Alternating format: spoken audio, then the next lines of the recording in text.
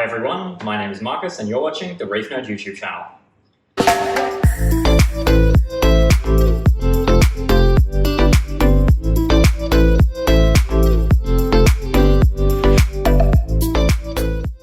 Well, it's been 5 minutes between videos, that's for sure. But as you can see, things are not quite the same. So much has happened in the time since I last made a video. I did take a little bit of a break from making videos, which I just need to do every now and then. But so many things have been going on in my life. So I started a new job, I went on some holidays, I moved house, we moved the fish tank. Yep, that's what we did. We moved house and we moved the fish tank. It was not easy. So it was probably one of the most stressful endeavors I've ever undertaken in a single day. And I probably wouldn't recommend it to anyone if you can avoid it. But what we did was, in the same day, tear this tank completely down, move all the fish and livestock and coral into the back of a van, which had a half-cut IBC filled with salt water in it.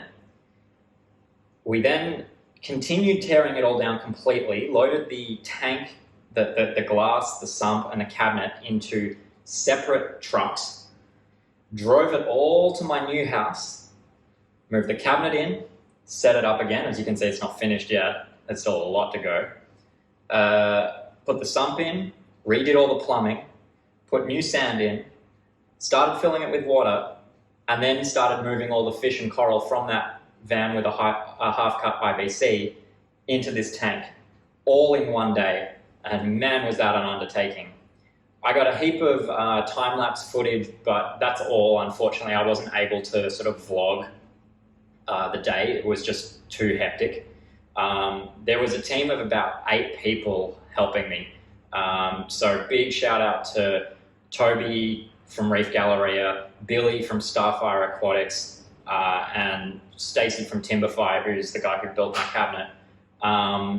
Without those 3 and their teams of people helping them, there's no way we could have done such a big job in a single day with minimal losses of fish, coral, and livestock. As you can see, the tank is looking pretty good. It's not at its absolute best, which is to be expected, but all things considered, moving the tank from my apartment in Melbourne City to now I'm out in the southeastern suburbs of Melbourne, and with this much livestock, this much coral, my delicate rock structure and all of it, making it intact, I think was a massive accomplishment. So I've got to really shout out those guys for all their help. And if you are doing an unenviable tank move of this scale in the way that I did it, which is that the same tank has to be torn down and set up from one location to another, those are some people I would strongly recommend to reach out to. I would say at this point, I've set up maybe 70% of my equipment. As you can see, the sump's in place and all the equipment in that. So skimmer, algae scrubber, roller mat are all running. All the same live media we kept live by treating it like fish or coral in the move, so it never got dry or anything like that. That was imperative because I don't have a huge amount of rock in the main tank. Even though it looks like I do, it's actually not a huge amount. And we were replacing the sand bed because you never want to move tanks with a sand bed. What else is running back there? My resin reactor is hooked up, the calcium reactor, my calc wasser stirrer is hooked up, the KH Lab and Core 7 is hooked up. I'm now running Aquaforest trace elements. I'll do a fully dedicated video on that in the future, but I got that hooked up as well. Really, the only things that I don't have running at the moment on the tank is my lighting is in a very bare bones state right now. You can see my 2 Reef Bright strips are just sitting on a power drill and some spare roller fleece as the mounting, which is not ideal. And I've only got 2 of my Kessels precariously mounted, and they're all at the wrong heights.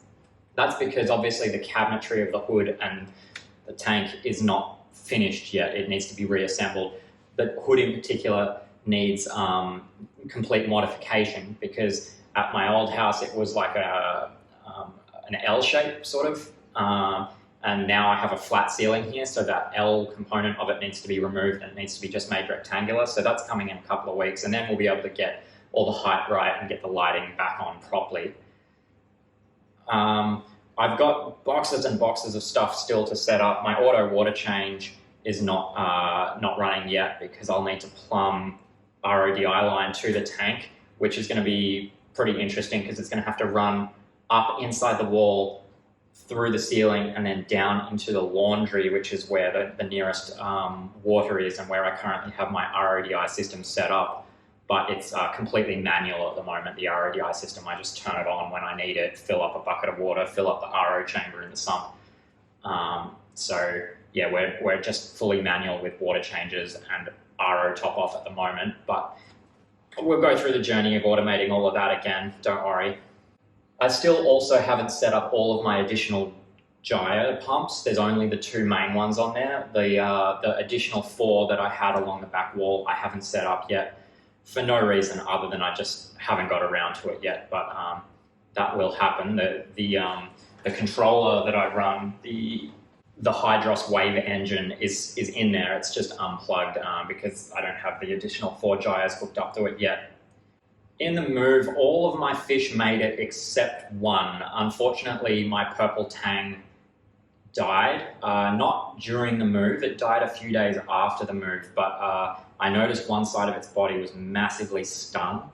I suspect either during the move or in the first couple of nights, due to stress, it might have been sleeping somewhere that it really shouldn't have and gotten really badly stung by probably a Euphilia, I'm guessing, is what would have done that to it, or maybe the elegance, if it stayed way too long next to one of those corals. So yeah, unfortunately the purple tang died, but that's the only fish that didn't make it through this transition. My blue tang and yellow tang, they're perfectly fine. Baby mandarin is in there, he's doing great. The 2 wrasse that I have, a lineatus wrasse and a 6-line wrasse, they're doing well. There's a royal gramma in there as well. My 2 clowns, of course, they're rock solid and hardy as. There's a Bengai cardinal and some antheas in there as well, dispar antheas. And so yeah, overall, pretty successful with the fish. It's unfortunate about the purple tang, but all in all, I was mentally preparing myself for a far worse result than what actually occurred. Same with the coral. There have been a few losses. Some of my more finicky SPS frags, particularly the smaller ones that weren't as established, didn't make it. But obviously all the big colonies that you can recognize in here are absolutely fine. Plenty of them fell off their original perch on the rock and are currently maybe either in a slightly different location or just sitting there or placed back in their original location. I need to spend a lot of time with my hands in the tank, gluing things down and getting the aquascape exactly back to where it was. But that can come in time. For now, as long as things are in a spot that makes sense, not touching anything else and not precariously about to fall down or anything like that, I'm happy to just let everything settle for a couple of weeks. You can see here the bare bones frame of the stand, and this is the journey that it took to get into the house. So that's the van full of all the livestock down the end there. We walked all the way down the side of the house into the living room here and placed it on the ground in its current location, and then just started madly reassembling the sump and all the plumbing, getting everything bare bones ready to go so that we could, as quickly as possible, start filling it with the water from the van, and at the same time also transferring the fish, coral and rock structure across. I had the new sand bed ready to go. I'd already rinsed it, so we chucked that in there, filled it with water, and just as soon as the water level got high enough, walked everything and put it straight in the tank. You can see it looks pretty cloudy and dirty, but it was the same water from the IBC. So from all of the livestock's perspective, they only did 1 water change, not 2, through the move.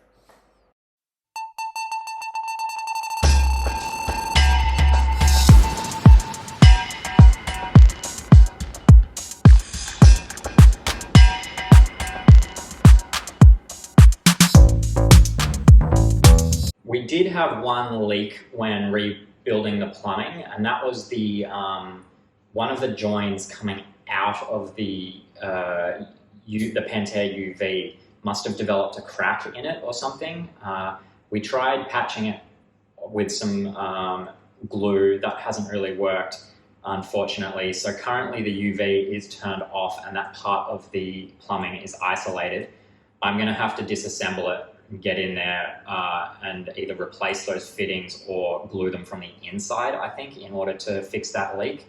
I'll probably do a dedicated video on that as well when I get around to it. But again, for now, UV immediately after remove isn't that important because with the new sand bed and just all of the turmoil of moving, the bacteria and everything would have taken a bit of a hit. So I want to run as if it's a new tank in cycling mode for a month or two. And in those circumstances, you generally wouldn't use UV to promote the propagation of the bacteria. I'm not going to be introducing any new fish or coral for the time being, so I have no issues with regard to needing UV for pest control or anything like that. My tank is 100% disease free. That's well established by now, and so I won't risk introducing anything new without the UV running. And obviously I'm not set up to be doing quarantine yet in this house because the display tank's barely set up as it is. Anyway, I've got heaps and heaps of things planned for this new house and what I'm going to do with the tank in it and how I'm going to set things up. Because this is actually a house rather than an apartment, I have a backyard and I have access to a lot more, let's say, facilities than I did in the apartment. I'm also on a concrete floor and things like that. There's going to be lots of new projects, lots of new automation, tank vlogs and videos, product reviews. I'm going to trial a lot of new stuff on the tank as well over the coming months. So you can expect to see more regular content again from the Reef Nerd channel. Post any questions that you might have about the move or anything that I didn't cover today, and I'll be happy to answer them in a follow-up video. But anyway, my name is Marcus, and you've been watching the Reef Nerd YouTube channel. Bye for now.